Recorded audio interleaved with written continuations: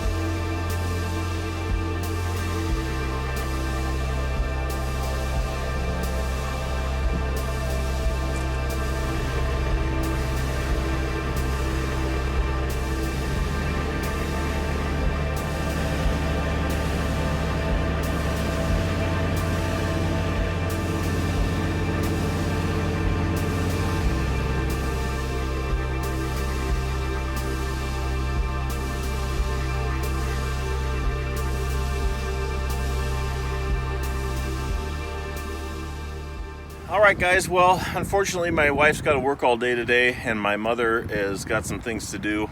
Dang it. Take two. Say take two. Take two.